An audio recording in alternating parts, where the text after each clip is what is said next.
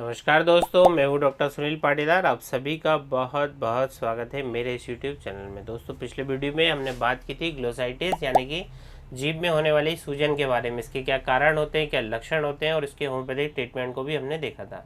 आज के इस वीडियो में हम बात करने वाले हैं जियोग्राफिक टंग के बारे में। तो चलिए शुरू करते हैं इस वीडियो को और सबसे पहले जान लेते हैं कि जियोग्राफिक टंग आखिर होती क्या है। हमारी जो टंग होती है दोस्तों, नॉर्मली वो कवर होती है छोटी छोटी संरचनाओं से, जिसे हम पेपिला कहते हैं। तो जो कि एक short fine hair like projection होता है, जिसकी मदद से हम खाने को खा सकते हैं, निगल सकते हैं और खाने का स्वाद भी ले सकते हैं। जियोग्राफिक टंग में क्या होता है कि ये जो पेपिला प्रेजेंट होते हैं हमारी टंग के ऊपर, इनमें क्या होता है कि ये डिसअपियर हो जाते हैं पेपिला और पीछे ही छोड़ देते हैं एक पेचेस को, जो कि स्मूथ होता है, रेड होता है, जिसकी बॉर्डर काफ़ी ज़्यादा वाइटिश होती है और स्लाइटली ये रेज्ड देखने को मिलता है। देखने में ऐसा लगता है कि टंग के ऊपर एक मैप, एक नक्शा सा बन गया है, इसलिए हम लोग इसको बोलते हैं मैप लाइक अपीयरेंस। जियोग्राफिक टंग का एक दूसरा नाम भी है जिसको हम बोलते हैं बिनाइन माइग्रेटरी ग्लोसाइटिस। माइग्रेटरी का यहाँ पे मतलब है कि ये जो पैचेज होते हैं ये एक जगह ठीक होके दूसरी जगह पे अपना स्थान परिवर्तित कर लेते हैं, यानी कि एक जगह से ठीक होके दूसरी जगह बनने लगते हैं, दूसरी जगह ठीक होके तीसरी जगह ये माइग्रेट करते हैं। तो ऐसी जो कंडीशन होती है जियोग्राफिक टंग की, तो चलिए अब हम देखते हैं कि कौन कौन से एरिया पे जहाँ पे ये हो सकते हैं हमारी जीभ के अंदर।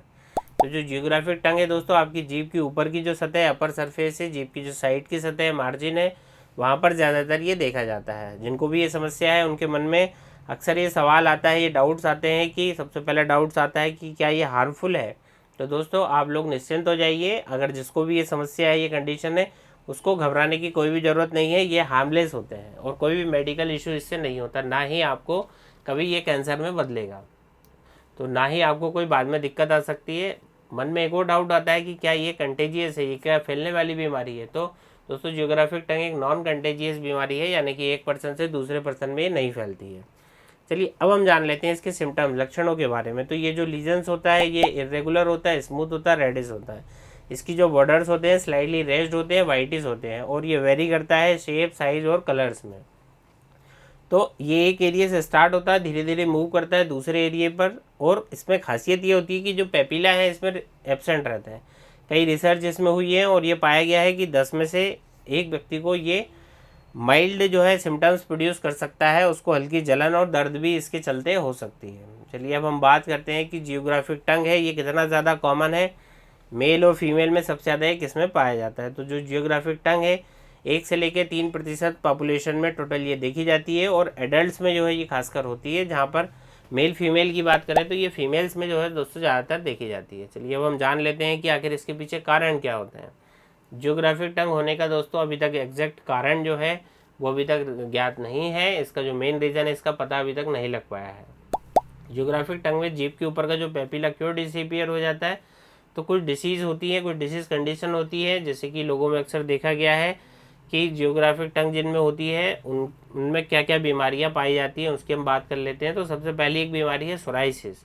तो ये एक स्किन कंडीशन है जिसमें क्या होता है कि आपकी जो स्किन सेल्स होती हैं ये बिल्डअप करने लगती हैं, बहुत ज़्यादा बिल्डअप करने लगती हैं, जिसकी वजह से काफ़ी ज़्यादा थिक हो जाती है स्किन की लेयर, स्केली पैचेस हो जाता है, बहुत ज़्यादा खुजली होती है, पेशेंट को बहुत ज़्यादा अनकम्फर्टेबल सा फील होता है।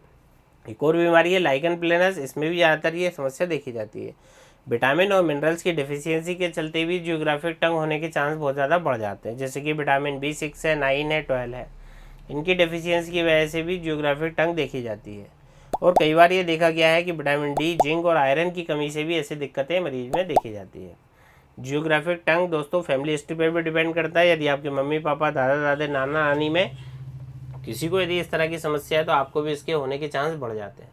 बहुत बार देखा गया है कि प्रेगनेंसी में जियोग्राफिक टंग होने के चांस बढ़ जाते हैं, क्योंकि जो फिटस है उसको न्यूट्रिशन उस समय ज़्यादा चाहिए रहता है और वो अपने न्यूट्रिशन को पूरा करता है माँ के शरीर से।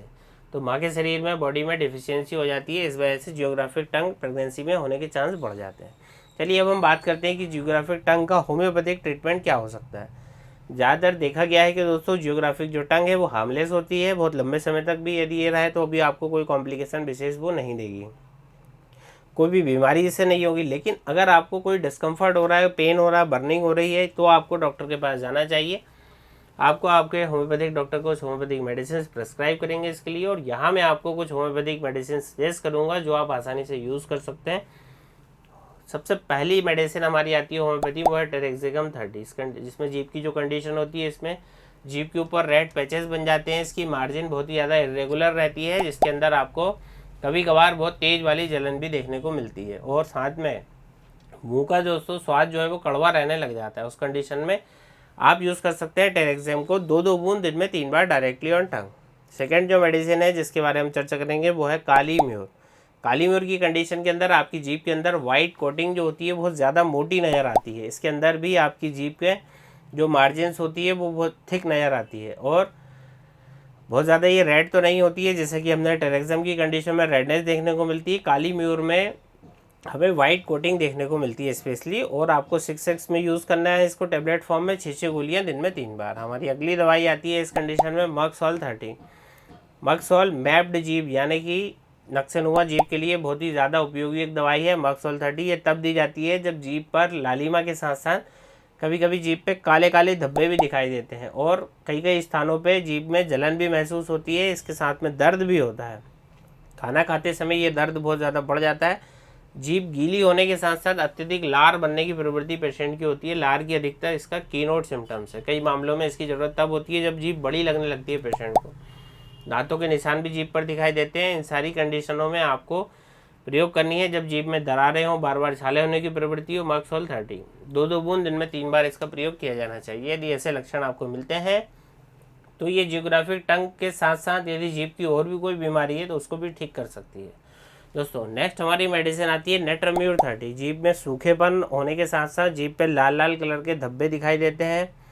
मैप्ड टंग नक्शेनुमा जीभ के लिए बहुत ही अच्छी दवाई है नेट्रम्यूर। जिन मामलों में इसकी आवश्यकता होती है उसमें जीभ पर लाल कलर के जो है धब्बे हो जाते हैं, जीभ बिल्कुल ड्राई होती है, सूख जाती है, और बाल की एक अनुभूति फील होती है कि पेशेंट को लगता है कि जीभ पर कोई बाल जो है आ रहा है, यानी कि जीभ पर बालों की एक अजीब सी अनुभूति इसमें रहती है। यदि ऐसा सेंसेशन आ रहा है तब आप नेट्रम्यूर का प्रयोग कर सकते हैं।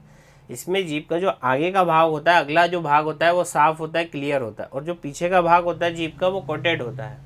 तो इन मामलों में यदि कि जीभ की नोक पर यदि आपको आगे की जो फ्रंट पार्ट है जीभ का, इसमें यदि जलन महसूस होती है इन सारे लक्षणों के साथ, जीभ पर अल्सर्स और घाव मौजूद होते हैं, तो उस कंडीशन में आपको प्रयोग करनी है 2-2 बूंद दिन में 3 बार।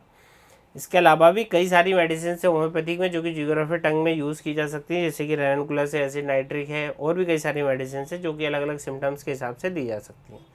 अगर आपको ऐसी कोई समस्या है तो आप अपने नज़दीकी होम्योपैथिक डॉक्टर से इसके लिए परामर्श ले सकते हैं। आप हमसे चाहते हैं परामर्श लेना, इसके लिए आपको जो दिए गए व्हाट्सएप नंबर है इस पर आप अपना अपॉइंटमेंट बुक करके कंसल्टेशन ले सकते हैं। तो ये सारी जानकारी आपको कैसी लगी दोस्तों? अच्छी लगी वीडियो को लाइक करें, चैनल को सब्सक्राइब करना ना भूलिए दोस्तों। जल्दी मिलते हैं एक नई जानकारी एक नए वीडियो के साथ, तब तक के लिए मुझे आज्ञा दी। मैं डॉक्टर पाटीदार।